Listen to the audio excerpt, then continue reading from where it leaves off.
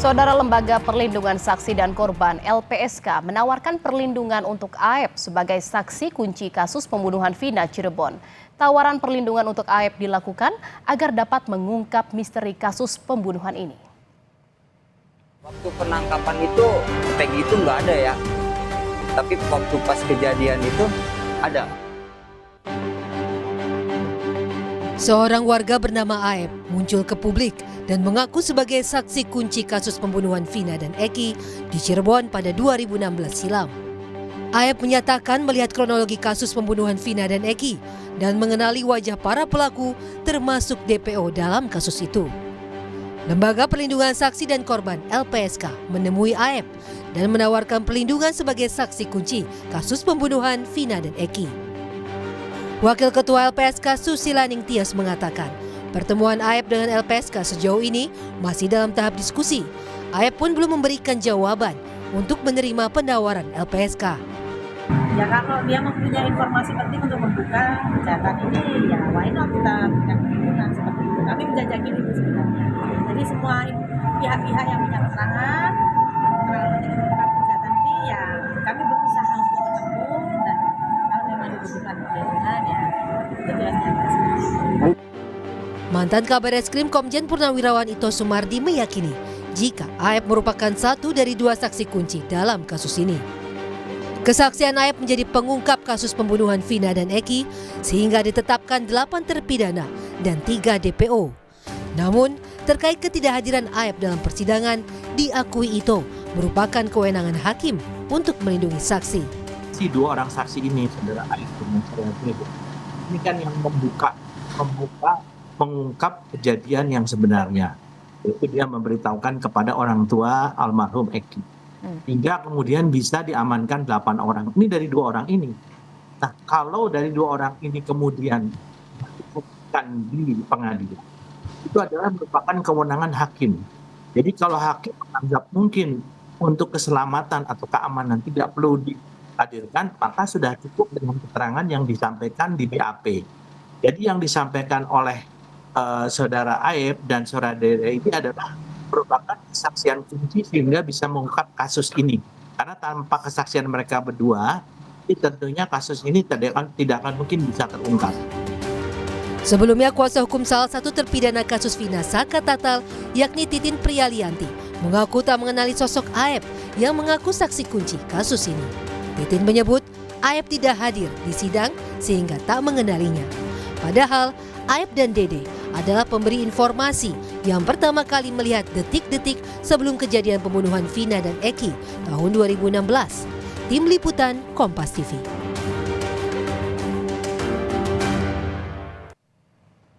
Saudara, kemunculan sosok Aep sebagai saksi kunci kasus Vina dipertanyakan oleh kuasa hukum terpidana kasus Vina karena sosoknya yang tak pernah hadir di persidangan.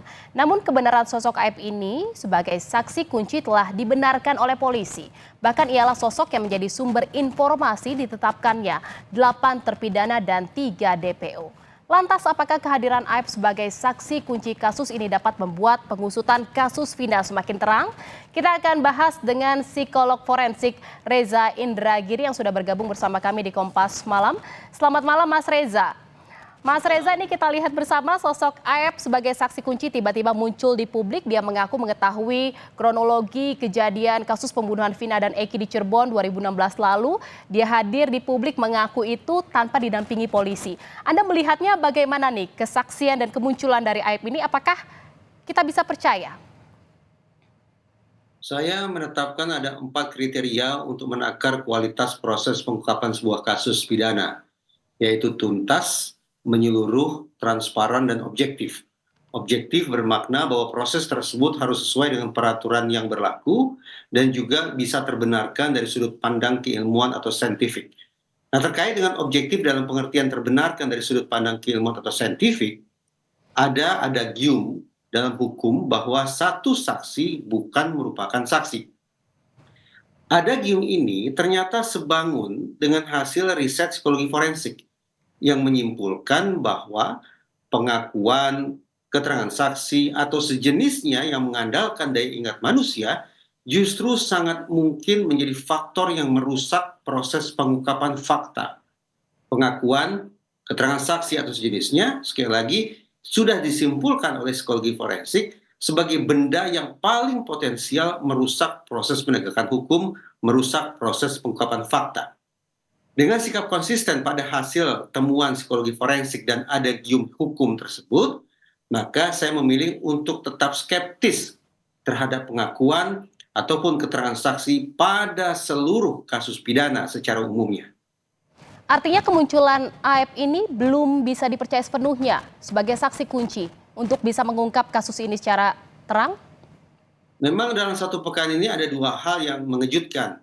Ya, bisa kita gunakan kata menggembirakan bahwa pemunculan seorang DPO yang berhasil diamankan oleh polisi setelah 8 tahun tak tentu rimbanya, dan pemunculan seorang yang disebut sebagai saksi kunci. Tetapi saya ingin menepikan spekulasi ihwal hal-hal yang barangkali dianggap masyarakat banyak sebagai mencurigakan tersebut. Saya tetap memilih untuk meragukan tingkat validitas atau kualitas yang diberikan oleh pihak-pihak yang memberikan pengakuan maupun keterangan saksi. Pengakuan atau keterangan saksi yang mengandalkan daya ingat manusia sangat rentan mengalami fragmentasi dan distorsi, baik atas dasar keinginan yang bersangkutan untuk mengubah-ubah keterangannya atau berdasarkan pengaruh dari pihak lain dalam bentuk iming-iming kah itu, intimidasi kah itu, atau sejenisnya. Kalau dari pandangan Anda sendiri melihatnya, kira-kira keraguan itu dari mana terlihat dari kesaksian si Aep ini muncul? Tadi saya katakan, hasil risetnya yang memberikan dasar keilmuan bagi saya untuk mengambil posisi skeptis terhadap segala hal yang berkaitan dengan pengakuan dan keterangan saksi. Oleh karena itu, ketimbang kita terlalu lama berdebat tentang apakah pengakuan ataupun keterangan saksi itu layak dipercaya atau tidak layak dipercaya, maka Kompas TV, netizen, kita semua, bahkan termasuk personil penegakan hukum, sepatutnya lebih berfokus pada pengujian alat-alat bukti yang lain. Hasil visum, hasil otopsi, itu akan memberikan data, memberikan informasi, memberikan fakta yang bisa dikatakan tak terbantahkan terkait dengan validitasnya, dibandingkan dengan sekali lagi pengakuan, keterangan saksi atau sejenisnya yang mengandalkan daya ingat manusia. Artinya kemunculan Aep ini belum tentu bisa mengungkap kasus ini secara gamblang, seperti itu ya, Mas Reza? Aep kah itu atau siapapun itu, kualitas keterangan yang dia berikan tetap saja 50-50. Bisa saja itu asli, bisa saja itu palsu. Dan ini yang terbaru, LPSK juga menawarkan perlindungan kepada Aep sebagai sosok saksi kunci dalam kasus ini. Kalau Anda melihatnya, apakah memang ada intervensi atau ada tekanan dari raut wajah Aep saat ditanya oleh wartawan dan juga bersaksi dan menceritakan kesaksiannya terhadap kasus ini? Saya tidak begitu antusias masuk ke dalam pembahasan tentang hal-hal yang berbau konspirasi atau persekongkolan. Yang ingin saya sampaikan dalam konteks LPSK misalnya, bahwa LPSK memberikan tawaran kepada pihak yang disebut sebagai saksi kunci itu sah-sah saja. Tetapi pada saat yang sama, psikologi forensik memberikan dasar bagi saya untuk juga memberikan pengingat kepada LPSK maupun lembaga penegakan hukum lainnya, agar tidak a priori, tidak serta-merta percaya, dan tidak serta-merta menganggap mentah segala macam pengakuan ataupun keterangan yang disampaikan oleh pihak yang disebut sebagai saksi. Iya, jadi memang ternyata sosok dari kehadiran atau kemunculan dari Aep ini sebagai saksi kunci belum bisa memastikan bahwa kasus ini bisa segera terungkap dan diusut secara terang seperti itu ya. Lalu tadi Anda juga sampaikan kalau keterangan ini kan masih 50-50 gitu ya untuk bisa mengungkap kasus ini. Ada alat bukti lain yang bisa dan tidak terbantahkan yang bisa mengupas atau mengungkap kasus ini. Kira-kira alat bukti seperti apa yang dibutuhkan? Saya mundur dulu satu langkah ya. Kenapa saya mengambil posisi skeptis terhadap pengakuan ataupun keterangan saksi terhadap semua orang yang ada dalam situasi pidana?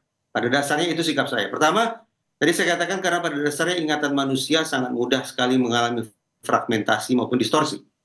Yang kedua, siapa sesungguhnya di antara kita semua ini yang sungguh-sungguh menyiapkan diri untuk menyaksikan sebuah peristiwa kejahatan?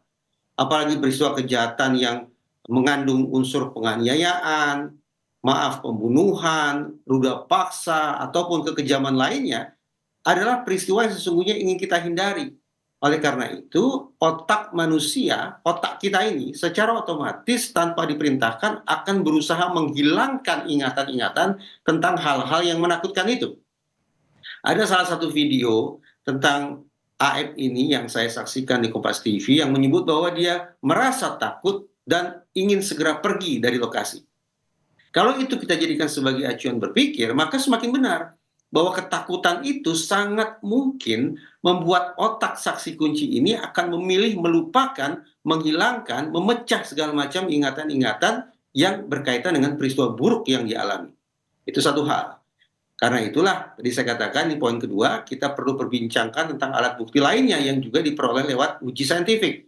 Dalam kasus ini, sepemahaman saya paling tidak, sudah dilakukan pemeriksaan oleh kedokteran, visum et repertum, ataupun otopsi. Nah, sekarang kita jarang sekali, atau bahkan mungkin tidak pernah, mengecek apa sesungguhnya trauma yang dialami oleh almarhumah Vina dan almarhum Eki.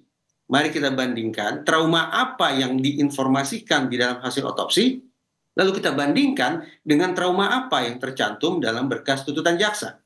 Sudah seyogyanya tidak ada perbedaan dalam dua berkas hukum tersebut, yakni trauma yang tercantum di dalam berkas tuntutan seharusnya sama dengan trauma yang tercantum di dalam laporan otopsi. Tapi silakan saja kita buka, lalu kita diskusikan bersama. Apakah kedua dokumen tersebut memuat informasi atau data yang sama, ataukah justru berbeda terkait dengan trauma yang ada pada tubuh kedua korban. Ini menarik nih terkait dengan trauma yang memang dialami juga psikologi dari si Aib sebagai saksi kunci. Ini kan juga dalam jangka waktunya kasusnya sudah lama gitu ya. Apakah kemungkinan gitu ya pernyataan atau kesaksian yang disampaikan oleh Aib ini bisa berbeda atau berubah dari tahun 2016 dan juga kesaksiannya jika ditanyakan kembali di tahun ini di waktu saat ini gitu. Apakah menurut dari pandangan Mas Reza ini tidak membuat kasus ini semakin runyam? Tadi kita sudah singgung dua faktor yang menyebabkan pengakuan atau keterangan saksi sangat rendah kualitasnya. Kita bicara tentang kondisi otak manusia yang rentan mengalami fragmentasi dan distorsi. Kemudian kita singgung tentang pengalaman menakutkan yang justru ingin dihindari untuk disimpan di dalam ingatan manusia. Nah, yang ketiga adalah benar. Jarak waktu yang sedemikian jauh sangat mungkin membuat ingatan manusia itu menjadi kabur. Tambah lagi, kapan kira-kira pengamatan itu diperhatikan oleh sang saksi? Apakah siang hari, ataukah tengah malam, atau kapan kiranya yang kira-kira berpengaruh terhadap penginderaan dia untuk secara akurat dan lengkap merekam apa-apa yang dia saksikan? Tambah lagi, ada berapa orang yang semestinya saat itu harus dia perhatikan? Hanya 2 orangkah? Hanya 5 orangkah? Ada belasan orangkah? Bagaimana kemudian dia bisa memberikan perhatian secara sekali lagi lengkap dan akurat tentang orang-orang yang berada di lokasi dengan perannya masing-masing. Ini semua pertanyaan yang membuat saya pribadi semakin teguh pada posisi skeptis terhadap pengakuan ataupun keterangan saksi pada kasus pidana secara umum. Artinya bukan hanya kesaksian dan kemunculan dari Aib sebagai saksi kunci yang bisa mengungkap kasus ini gitu ya, tetapi juga ada hal-hal pendukung lainnya seperti alat bukti yang juga tak terbantahkan yang bisa membuat kasus ini semakin terang seperti itu. Terima kasih atas bincang-bincangnya psikolog forensik Mas Reza Indragiri telah bergabung bersama kami di Kompas Malam. Salam sehat.